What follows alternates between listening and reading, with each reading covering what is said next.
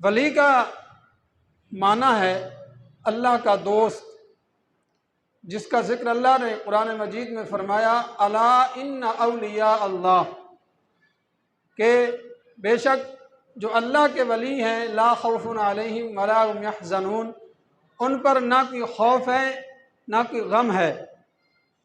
और वली वो होता है जो हमेशा सच बोलता है, सच के अलावा कुछ नहीं बोलता। और एक हदीस मुबारका है औलिया किराम के हवाले से, हुजूर नबी कायनात सल्लल्लाहु अलैहि वसल्लम फरमाते हैं, अल्लाह के कुछ ऐसे फरिश्ते हैं, ऐसे फरिश्तों की एक जमात है जो ज़मीन पर फिरते रहते हैं और वो ये तलाश करते रहते हैं कि अल्लाह के ज़िक्र की मजलिस कहाँ पर लगी है। तो जहाँ अल्लाह के ज़िक्र की मजलिस होती है तो वहाँ पर वो जाकर बैठ जाते हैं और बैठे रहते हैं। जब वो मजलिस ख़त्म हो जाती है, मजलिस ख़त्म होने के बाद जब वो फरिश्तों की जमात अल्लाह रब्बुल इज़्ज़त की बारगाह में जाती है और अल्लाह रब्बुल इज़्ज़त को सब कुछ पता है कि उस मजलिस में, उस महफिल में क्या हो रहा था, क्या नहीं हो रहा था, तो पता होने के बावजूद अल्लाह रब्बुल इज़्ज़त फरिश्तों से पूछता है, ऐ फरिश्तों, मेरे बंदे क्या कर रहे थे? तो फरिश्ते कहते हैं, या अल्लाह, तेरे बंदे तेरी हम्द बयान कर रहे थे, यानी तेरी तारीफ कर रहे थे। तो अल्लाह रब्बुल इज़्ज़त फरमाता है, तो वो मेरी तारीफ कर रहे थे, क्या उन्होंने मुझे देखा है? तो फरिश्ते कहते हैं, या अल्लाह, उन्होंने देखा नहीं है, लेकिन फिर भी आपकी वो तारीफ कर रहे थे। तो अल्लाह रब्बुल इज़्ज़त फरमाता है, अगर वो मुझे देख लें तो फिर वो क्या करेंगे? तो फरिश्ते अर्ज़ करते हैं, या अल्लाह, अगर वो आपको देख लें तो फिर वो इससे भी ज़्यादा जो है आपकी तारीफ बयान करें, इससे भी ज़्यादा आपकी हम्द बयान करें। तो अल्लाह रब्बुल इज़्ज़त फिर फरमाता है, इसके अलावा क्या कर रहे थे? तो फरिश्ते अर्ज़ करते हैं, या अल्लाह, वो जन्नत का सवाल कर रहे थे। अल्लाह रब्बुल इज़्ज़त फरमाता है, क्या उन्होंने जन्नत को देखा है? फरिश्ते अर्ज़ करते हैं, या अल्लाह, नहीं देखा। अल्लाह रब्बुल इज़्ज़त फरमाता है कि अगर वो देख लें तो फिर क्या करेंगे? तो फरिश्ते अर्ज़ करते हैं, या अल्लाह, अगर वो देख लें तो फिर तो और ही ज़्यादा इजहार करें जन्नत का। अल्लाह रब्बुल इज़्ज़त फिर फरमाता है कि और वो क्या कह रहे थे? तो वो फरिश्ते अर्ज़ करते हैं, या अल्लाह, और वो ये अर्ज़ कर रहे थे कि या अल्लाह, हमें जहन्नम से पनाह अता फरमा, हमें जहन्नम के अज़ाब से महफूज फरमा, हमें क़यामत वाले दिन उस जो बहुत बड़ा अज़ाब है उससे महफूज करना, उससे हमें निजात अता फरमाना। तो अल्लाह रब्बुल इज़्ज़त फरमाता है, क्या उन्होंने जहन्नम को देख रखा है जिससे वो पनाह मांग रहे हैं? तो फरिश्ते अर्ज़ करते हैं, या अल्लाह, नहीं देखा। तो अल्लाह फरमाता है, अगर वो देख लेते तो फिर क्या करते? तो फरिश्ते अर्ज़ करते हैं, या अल्लाह, अगर वो देख लेते तो फिर तो वो इससे भी ज़्यादा पनाह मांगते जितना वो पनाह मांग रहे थे। अल्लाह रब्बुल इज़्ज़त फरिश्तों से फरमाता है, ऐ फरिश्तों, तुम गवाह बन जाओ, गवाह हो जाओ कि जितने भी उस मजलिस में बैठकर मेरा जिक्र कर रहे थे, मैंने सबको माफ़ कर दिया है, मैंने सब की बख्शिश कर दी है। और फिर फरिश्ते अर्ज़ करते हैं, या अल्लाह, एक बंदा ऐसा भी था जो तेरा जिक्र करने नहीं आया था, वो सिर्फ किसी काम की वजह से आया था, किसी बंदे से उसको काम था, वो बंदा उस मजलिस में बैठा हुआ था, वो इस वजह से रुका था। तो आपने कहा कि मैंने सबको बख्श दिया है, या अल्लाह, क्या उसको भी बख्श दिया है? तो अल्लाह रब्बुल इज़्ज़त फरमाता है, उसको भी बख्श दिया है। तो फरिश्तों ने कहा, वो तो अपने काम से आया था, जिक्र करने के लिए तो नहीं आया था। तो अल्लाह रब्बुल इज़्ज़त फरमाता है कि ये देखो वो किस महफिल में आया था, वो नेक लोगों की महफिल में आया था, तो उसको उस महफिल से निस्बत हो गई है, तो इस वजह से मैंने उसको भी मुआफ़ कर दिया है, उसकी भी बख्शिश कर दी है। तो ये अल्लाह रब्बुल इज़्ज़त का हम पर ख़ास करम, ख़ास जो है एहसान अज़ीम है कि अल्लाह रब्बुल इज़्ज़त हमें बख्शिश के बहाने ख़ुद बताता रहता है कि ये काम करो तुम्हारी बख्शिश हो जाएगी। तो मैं अर्ज़ कर रहा था कि जो अल्लाह का वली होता है वो सच्चा होता है। हज़रत हबीब आजमी, जिनका वाक़या मैंने आपको पिछले जुम्मतुल मुबारक को भी सुनाया, ये मुरीद हैं हज़रत हसन बसरी रहमतुल्लाह अलैह आपके, और हज़रत हसन बसरी मुरीद हैं हज़रत अलीउल मुर्तज़ा रज़ियल्लाहु ताला अन्हु के। हज्जाज बिन यूसुफ जालिम बादशाह था, जुल्म करता था।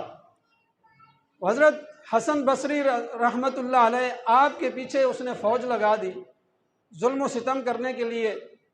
तो हज़रत हसन बसरी रहमतुल्लाह अलैह चलते चलते अपने मुरीद की बारगाह में पहुंच गए, अपने मुरीद के पास, हज़रत हबीब आजमी रहमतुल्लाह अलैह आपके पास पहुंच गए, और आपके पास जो है पनाह ले ली पीर ने अपने मुरीद के पास।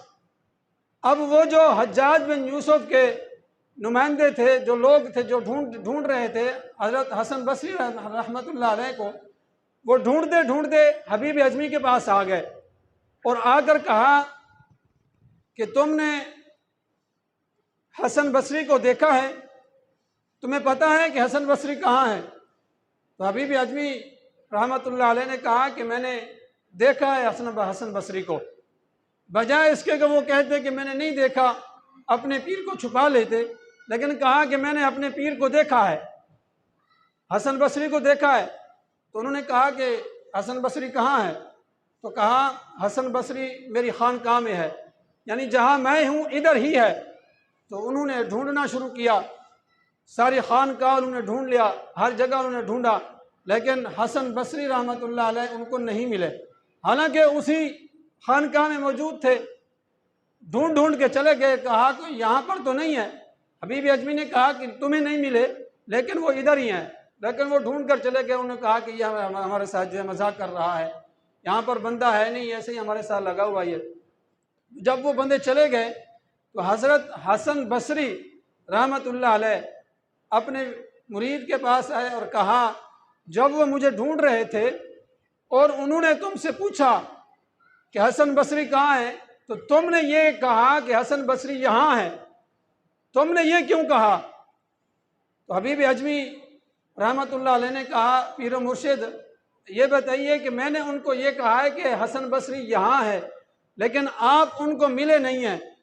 तो हसन बसरी ने कहा, आपने ऐसा क्यों कहा? आप कह सकते थे कि यहाँ नहीं है, मैंने नहीं देखा, मुझे नहीं पता। तो हबीब आजमी जो मुरीद हैं अपने पीर को कह रहे हैं कि पीर मुर्शिद ये सच की बरकत है, ये सच की बरकत है, मैंने सच बोला है, और सच की बरकत ये है कि वो आपको ढूंढते रहे, आप उनको नहीं मिले। तो इससे हमें क्या सबक मिला कि हमेशा सच बोलना चाहिए। हुजूर नबी अकरम सल्लल्लाहु अलैहि वसल्लम से किसी ने पूछा, या रसूलल्लाह सल्लल्लाहु अलैहि वसल्लम ये बताइए कि मोमिन बुज़दिल हो सकता है?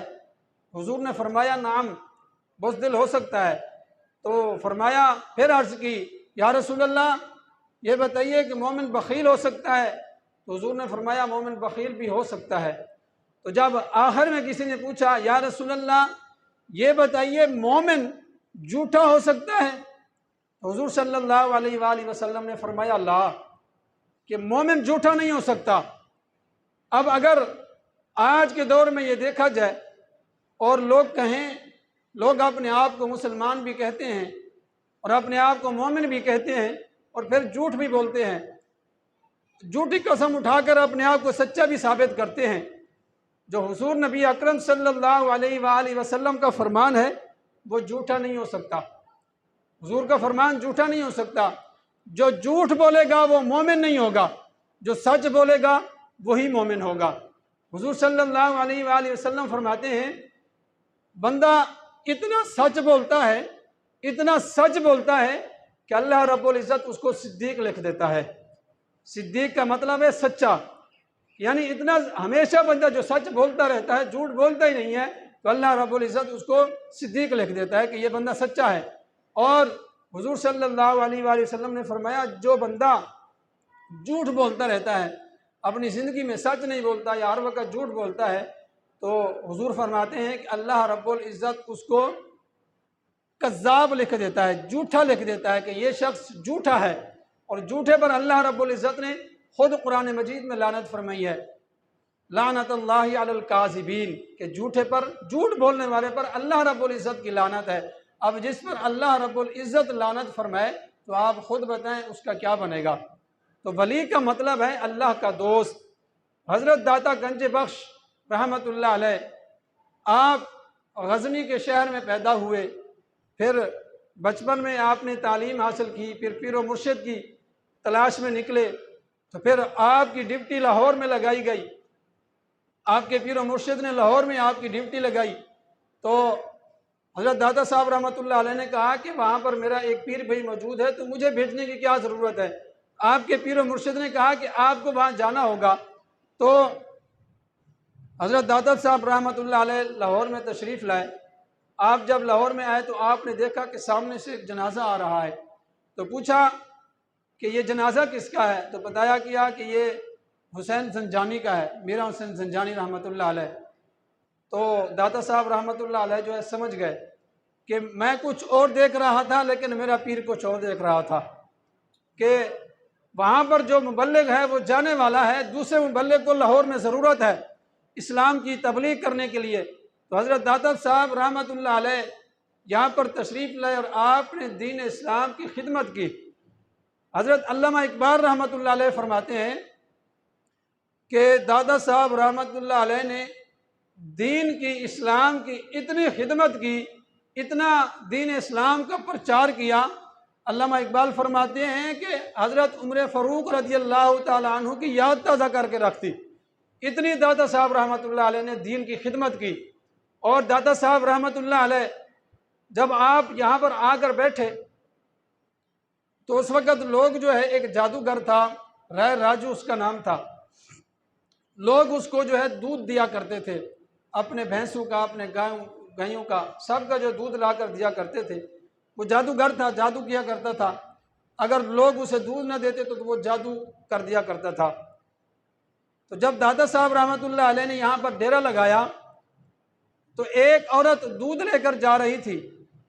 तो दादा साहब रहमतुल्लाह अलैह ने पूछा कि दूध कहाँ लेकर जा रही हो। तो कहा कि ये दूध हम उस जादूगर के पास, राजू के पास ले जाते हैं, अगर उसको दूध न दें तो हमारे भैंसें जो हैं वो खून देना शुरू कर देती हैं।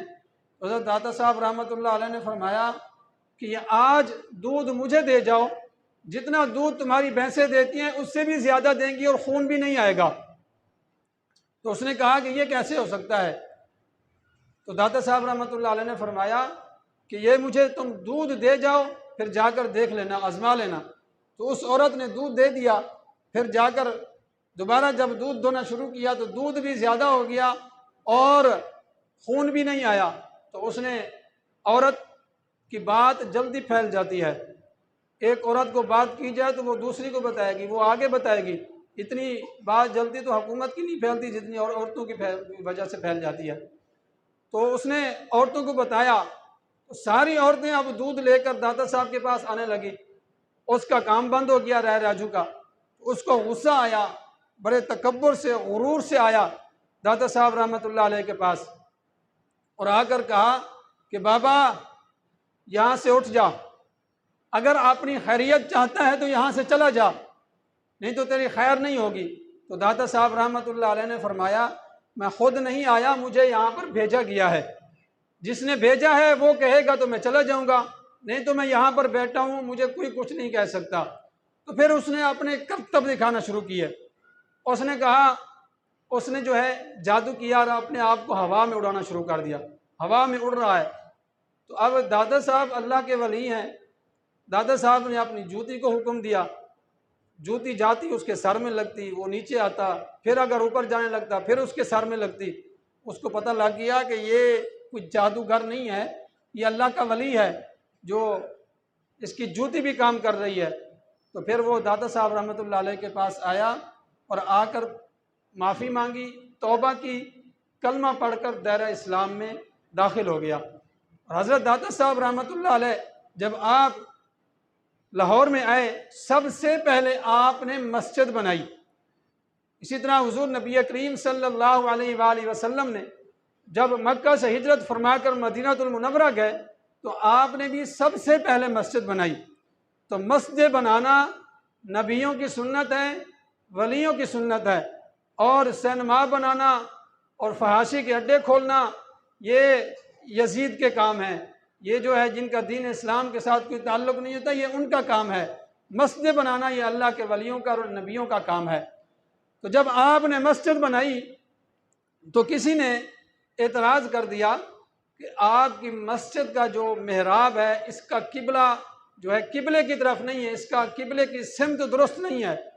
किसी ने एतराज़ किया। आज भी वो एक साइड पर छोटी सी जगह बनी हुई है, तो किसी ने कहा कि ये किबला आपका दुरुस्त नहीं है। तो हुजूर दाता साहब रहमतुल्लाह अलैह ने फरमाया कि अगर आप लोग कहते हैं कि किबला दुरुस्त नहीं है तो कल मेरी नमाज जो है मेरे पीछे पढ़नी है और फिर मैं तुम्हें दिखाऊंगा कि मेरा किबला दुरुस्त है या नहीं है। तो दूसरे दिन लोगों ने नमाज आपके पीछे पढ़ी और जब सलाम फेरा तो आपने लाहौर से बैठकर काबा की ज़ियारत करा दी और लोगों को कहा कि यहाँ से सीधा देखो कि किबला मेरा दुरुस्त है या नहीं है। तो लोगों ने लाहौर में बैठकर उस वक़्त जो है किबले की ज़ियारत कर ली, काबा की ज़ियारत कर ली। ये ऐसे नहीं कर ली कि हज़रत उमर फ़ारूक रज़ी अल्लाह तआला अन्हु आप एक मरतबा मिंबर पर खुतबा दे रहे थे और हज़रत सारिया जो नहावंद के मकाम पर जंग लड़ रहे थे बहुत दूर, तो हज़रत उमर फ़ारूक रज़ी अल्लाह तआला अन्हु खुतबा देते हुए वहाँ से बात करते हैं कि या सारियत अल जबल, ऐ सारिया पहाड़ की तरफ देखो दुश्मन हमला करने वाला है।